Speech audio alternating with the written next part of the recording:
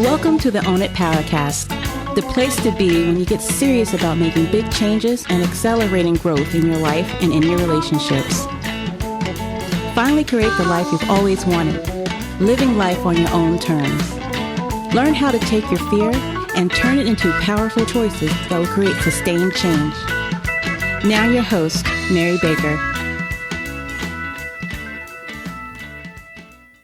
Hey everyone, welcome back to the Own It Powercast, the place to come to get what you need to move yourself forward. Hey, it's Mary Baker and welcome to episode 244. Boundaries mean freedom. Confronting our fear of letting go. Well, welcome to a brand new month, which usually signifies change, as in the change of seasons. In the northern hemisphere where I am, that means winds of change, usually for spring to arrive. So this month we're going to be talking about embracing change, owning our boundaries, and letting go. But first, speaking of boundaries, if you haven't grabbed it yet, make sure you go in the show notes and hit the link for a great mini course ebook I have put together. It has lots of great information, has a written ebook, and some mini podcasts I create around it. And there are some good worksheets and thought provokers because got to do the work if you want the good results. So you don't want to miss that free ebook, and make sure you pass it along to others who could use it as well. And if you need more in-depth work, I have a 3-part masterclass, which gets down into that a little bit more, called Beyond Words. And then I have my 12-module course. So there's 3 levels of learning here. So whatever you're ready for, you can jump right in. If you need any information around that, let me know. But for now, go in the show notes and the links are there.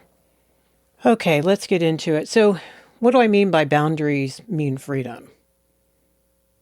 Well, we're going to be diving headfirst into the boundaries topic this month, and we're going to do a little refresher on what boundaries are. And today we're going to talk about what they are and what they're not. So boundaries are freedom because they're not about control.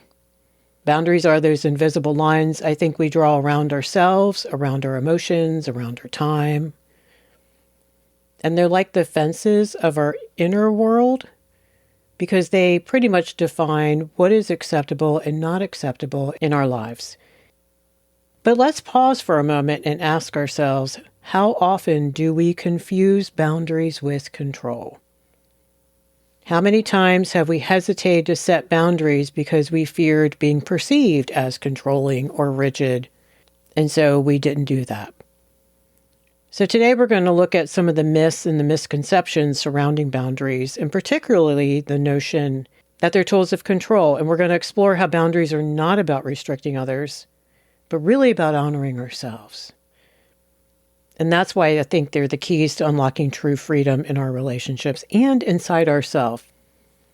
So if you've ever felt guilty for saying no, if you hesitate to express your needs, or you're not sure about where to draw the line, stick around and let's talk about it. Stick around and let's shatter the illusion that boundaries are shackles and actually discover the immense power they hold in liberating our lives. And I dare say also allow freedom for the other person. So when you first do boundary work, it's very normal and very easy to confuse it with control.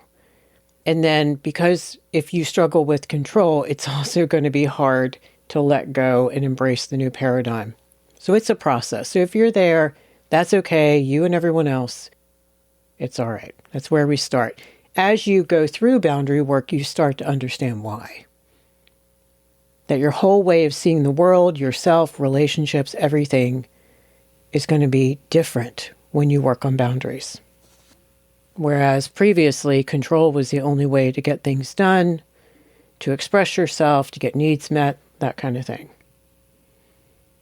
So let's talk about what boundaries are. So at their core, they're really the invisible lines we draw around ourselves, like we said a moment ago, to define what is acceptable and what isn't. They are the guidelines that we set for ourselves around how we allow others to treat us, how we use our time and energy, and what we're willing to tolerate in relationships. But here's the crucial distinction. Boundaries are about self-respect, self-care, and self-empowerment.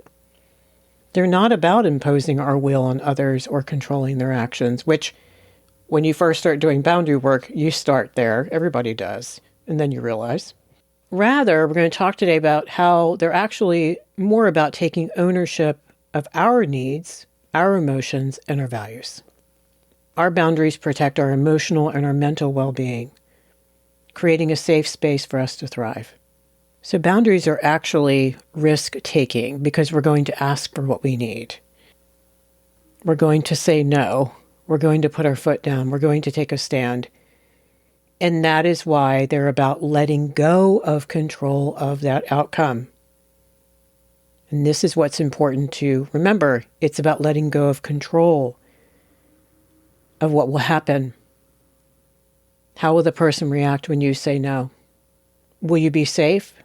Like maybe in the past it went horribly wrong when you asked for what you needed, or you witnessed that happening, or you were given the very clear message that you shouldn't ask for what you need. Can you trust that you can be vulnerable and be okay? Can you trust that you can take care of yourself? And that's why you hear me say often boundaries is a huge paradigm, the piece where, can I take care of myself? When we don't feel that, it's usually correlated to not having great boundaries between where we end and other people begin. It's also interlaced with a lack of self-trust, which are internal boundaries, things we say no to ourselves around. The self-discipline piece.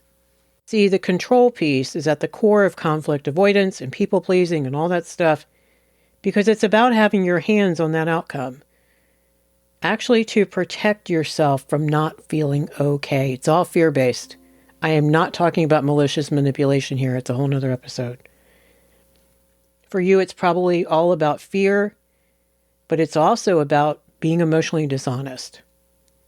And that never makes us feel good about ourselves. I don't care what we say. Now let's contrast that with control. So control, on the other hand, stems from a place of fear and insecurity, and it's a survival skill. So if you struggle with control issues, you came by them honestly. They are not your fault. But it is about trying to dictate the thoughts, the actions, and the feelings of others. But often at a high cost, your autonomy being one of them. Because you really can't people please and stand up for yourself at the same time. You can't set a boundary and then worry about someone's feelings or what they're going to do to you on Tuesday. That's why boundaries are the opposite of control. But it hurts your brain a little bit when you first start thinking about this, so let's talk about it some more. I think the more you get into it, the easier it is to understand. So let's give some examples of what I mean by being controlling. And these are very overt statements. Know that they can come across in much subtler ways when you're using them. So I want you to think about when you're listening to these, how have I used the theme of these? Because I know some of you are going to say, well, I don't say it exactly like that, Mary, so I must not be controlling. Go back again and think about, okay, when have I kind of done this-ish? Then you'll know. Demanding constant reassurance is one of them. I need you to tell me where you are and who you're with. I need to know at all times. What's the fear about that? I need to know you're safe. I need to know you're not cheating on me. I need to know nothing bad's going to happen. I need to know I can trust you. Control is about manipulating emotions. If you loved me, you wouldn't talk to your friends about our relationship. It's disrespectful. Now, for a moment, that almost looked like a boundary, didn't it? But it's not. I want you to think about why not. Why is that controlling? Setting unrealistic expectations is another one. I need you to spend a lot of your free time with me. You wanting to go hang out with your friends all the time just tells me you don't care about us. Control is about making decisions without input. Well, I've already signed us up for the event without asking you. It'll be good for us. You'll see. Isolating you from others. You don't need to hang out with your coworkers so much. They're not good for you anyway. You know I'm your only true friend. Using guilt as a weapon. You know, you just blow me off tells me you're just like everyone else who's ever hurt me. Withholding affection as punishment. Well, you disappointed me, so I'm not going to talk to you until you apologize. Ignoring boundaries and privacy. Well, I read your messages because I need to know who you're talking to. It's for our relationship safety, you know. Overstepping personal space. I don't care if you need time alone. I'm coming over anyway because I miss you. You've had lots of time alone. Dismissing individual choices. Well, those hobbies don't involve me. I think it takes time away from us. How can that be helping our relationship? So control seeks to manipulate situations to suit our desires. Do you see how it's fear-based, but it's also selfish? Because it often means disregarding the needs and the boundaries of others. We've overstepped. And we may have all the lovely intentions in the world and all of the valid fears in the world. If you have kids, parents, you know what I'm talking about. But it doesn't matter. The net effect is what I tell clients all the time. You did not intend for them to feel shamed or pushed away or violated, but that is the net effect. It doesn't matter what we were intending. What matters is we own our choices of how we say things and what we say. So here's some contrasts to those statements I just read. Here's what boundaries look like. Communicating needs. I feel more connected when we spend great time together. Can we talk about planning a date night this week? Do you see the difference? There was no focus on the other person, like, what's wrong with you? You don't spend enough time with me. It was more vulnerable with an I statement. I really feel more connected. And I'm going to take the risk of asking you, would you be up for having a date night? Because you could reject me or find a reason not to. Respecting personal time. I really value my time alone to recharge, and so I'm going to let you know when I'm available to hang out. You're not saying anything about them wanting to hang out with you. Nothing wrong for them to want to hang out with you. You kept it about you. Setting limits on behavior. I'm really uncomfortable with yelling in arguments, so can we find a calmer way to discuss our disagreements? Expressing emotional boundaries. It's really important for me to have friendships outside of our relationship, and I hope you can support that. Let's talk about what that looks like. Negotiating decision-making. Let's discuss major purchases together before making a decision, because I really would love for us to be on the same page. Respecting privacy. I really value my privacy and my personal space. I will let you know if I'm comfortable with you coming over. Encouraging independence. I love that you have your hobbies and interests. I think it's really important for us to have our individual passions.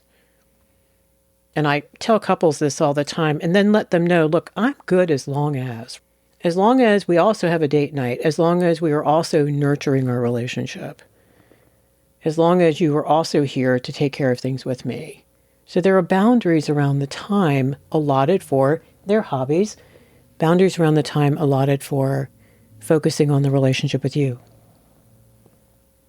Honoring each other's opinions. Look, I understand we have different views on this topic, but let's agree to disagree and respect each other's perspectives. That's hard. We want to get them to see, quote unquote, we want to get them to understand, and if we were honest, we want them to see it our way. There's less anxiety that way. Allowing emotional freedom. Look, I'm here to support you, but I can't solve all your problems. So how about we work on this together? Acknowledging their autonomy.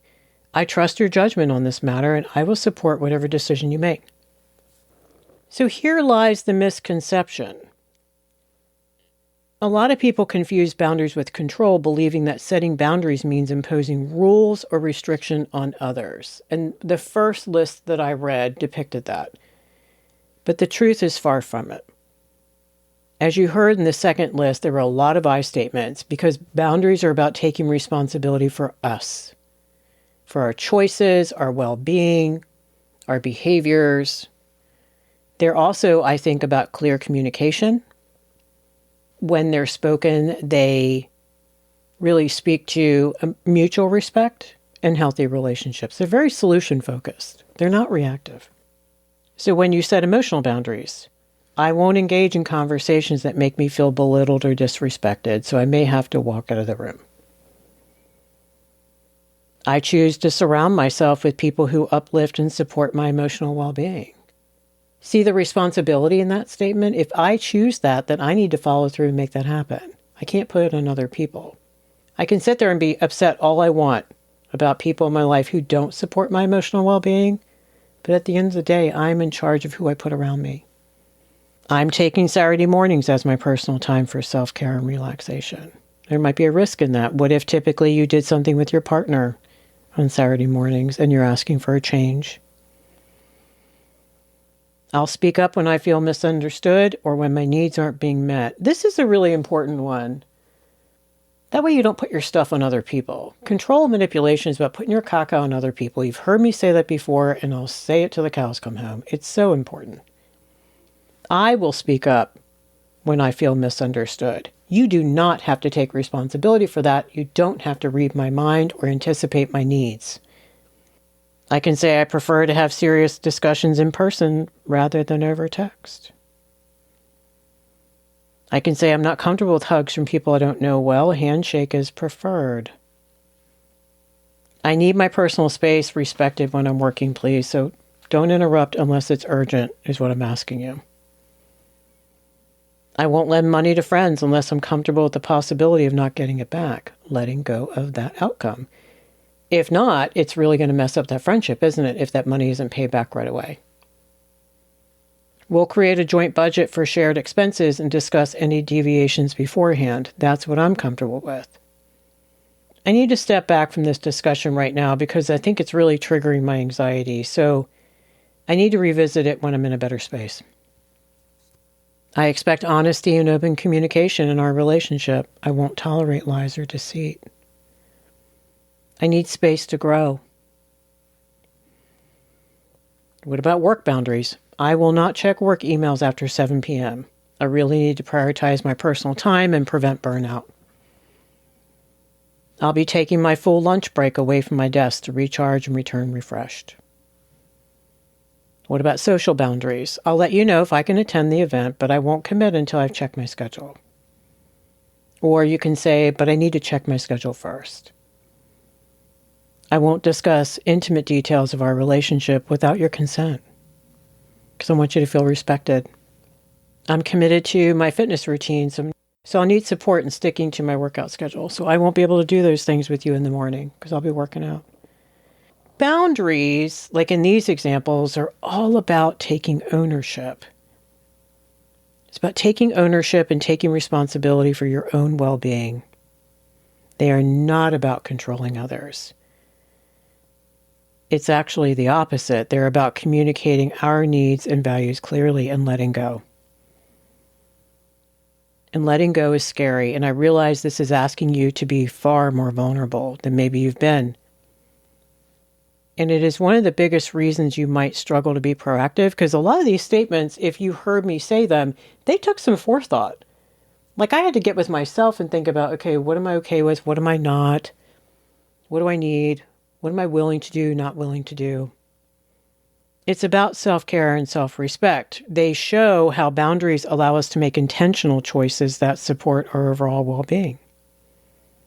But they also foster healthier relationships with other people, especially healthier people, because ultimately, boundaries are a form of self-love. I also think they intimate the idea that the other person should take care of themselves as well. And that's why assertiveness is great, because it implies, hey, you too. You have a right to say no to me as much as I have a right to say no to you. You have a right to take good care of yourself with me as I do with you. And when people read from that similar dictionary of how to do a relationship, things go much better. But this proactive thing, I want to touch on that for a minute, because that can take some serious getting used to doing. Because let's sit with this for a minute. Since you're probably used to being more or less, let's say, reactive with your boundary setting, you know what I mean? Like letting feelings fester, letting resentments pile up until you blow up the bridge because you feel really beat up and victimized, and maybe rightly so, but your focus is on the other person or the other people and not on your responsibility. That's the paradigm shift. See, it's so much safer to focus on people out there because we're keeping people arm's length away from our vulnerable feelings and needs and fears. But that's control. That's what I'm talking about. That's control. You're trying to manage an outcome here out of fear. So the key to avoiding the pitfalls of reactive boundary setting is to shift the focus back to ourselves and our own needs and let go of whatever's happening for the other person. That's why detachment has to come in. Because healthy boundaries, even when they're reactive, should ultimately be about honoring our own values, our own needs, and our own well-being. They are not about changing other people, and that's what people don't want to hear at first, and I totally get it. If you just crossed your arms and pouted, I get you. That's normal to start there. They're about taking responsibility for our own responses and choices in a given situation. And that's the brain work that we have to do, and that's why we need accountability and support when we start doing this as well. So what are some examples of empowered boundaries? Well, one is, I feel disrespected when plans are changed last minute when you do a drive-by. So in the future, I'm going to make other arrangements if we can't stick to our agreed upon schedule. What happened there in that statement? I chose, ball went to you in that moment. You get to choose. And we could do a whole nother episode just on that statement. You get to choose. You get to take responsibility of what matters to you, and it is not my place to tell you what that should be, even though I'd love to do that, right? We've all been guilty. I have to let go and allow you to choose what matters most to you. But the beautiful thing in that is I'm going to trust it because it's going to be real because you want it. You want this thing to happen or you don't want that thing to happen. You own it. It's not mine, which also lowers everyone's anxiety and builds trust in the relationship because people are taking responsibility for their own stuff because you can't change each other's stuff, no matter how hard you try.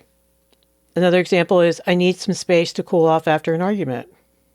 The embedded boundary is, I'm not going to continue talking about this right now. What about setting limits without blame? So you can say things like, I've noticed I get really overwhelmed when I take on too many things. So moving forward, I'm going to be delegating some responsibilities so I can have some balance. If they're so accustomed to you doing everything, there's going to be a shift for them. What about owning your emotions? You could say, I'm really feeling hurt by the situation and I need some time to go process what I feel. I'll reach out when I'm ready to talk again. Or I'm feeling anxious about the upcoming event and I really appreciate your support, but I understand if you have other plans. No expectations. So being vulnerable without expectations. And that's a process and that takes some work.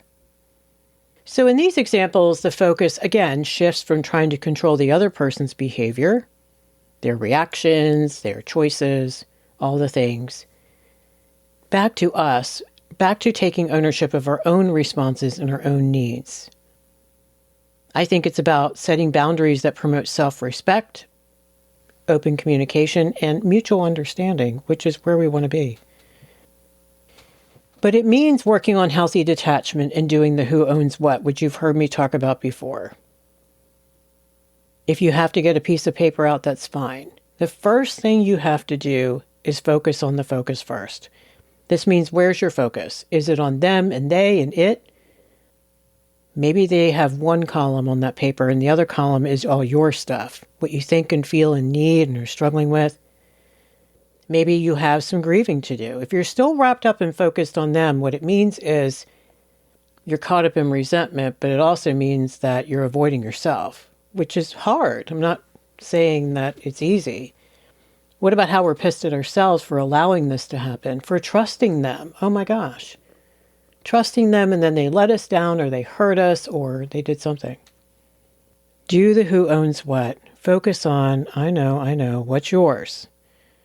This may take a while to figure out. So this is what I have people write down. Your feelings, your thoughts, your behaviors, your choices, what you don't want to see, accept, whatever that you have to grieve. Then on the other side of the line, what about them? What you think they feel, unless they've told you what they think, their behaviors, how they deal with something, how they react to your boundary is all about them. Their choices might be the hardest thing for you to detach from, especially if the implications are shared, like maybe it's your kids. Maybe it's your joint finances. Maybe it's the house. The most important piece to remember today is that first you have to detach. Then you got to look at your own stuff. Then you have to take a risk. We have to risk letting go of the outcome, and we have to risk that someone may be pissed and not talk to us for a couple of days if that's what it takes. They may walk away. We may not have the same relationship we had with them. I think there's a lot of grief work in this work, and it's also why I put the course together, because there is community there, and why I have the great Facebook group, because it's a private community there. Because if you're going to say no and risk that someone may be upset with you or not speak to you or not be what you need other healthy folks to grab onto, to hold onto, so that you can let go. We're not going to do vacuums. I just don't think we will. And when I see people setting healthy boundaries, is after they have put a few safe people in place who know the deal. They know that they're working on boundaries and they're there to hold their feet to the fire in a loving way. Then they'll start having the courage to say no to things that aren't healthy for them. So today we talked about the power of boundaries and some of the big misconceptions that I think often cloak them as tools of control. We learned that boundaries are not about dictating other people's actions, but about taking responsibility for our own well-being, our own choices, and our own values. By setting boundaries, I think we create a space of empowerment, allowing us to define how we want to be treated and what aligns with our true selves. That's really important. Then we talked about the dangers of reactive boundaries, because that focuses on changing others, trying to control them, trying to control the outcome, which never works well, if at all. And we talked about the bottom line is bringing the focus back to ourselves, and that the true essence of boundaries is about self-discovery, self-respect, letting go of control, getting control out of the relationship, and thus having healthier relationships. Thank you so much for hanging out today. If you're already working on this aspect of boundary work, good for you. If you're just starting out, good for you. It's okay to be where you are. It's okay to be frustrated and confused in the beginning. Because again, it's like learning a whole nother language. So hang in there and get the course if you need some help or if you need some coaching around this. I have some openings coming up next month. The link for that is in the show notes as well. All right, so pay it forward, keep focusing on you, and I'll see you next time.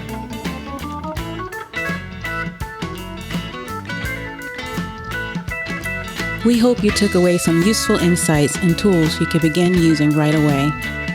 If you did, please leave a positive review and share on your social media. Because could you imagine if everyone in your life really got it together? Remember, own it now, so you can really own it later.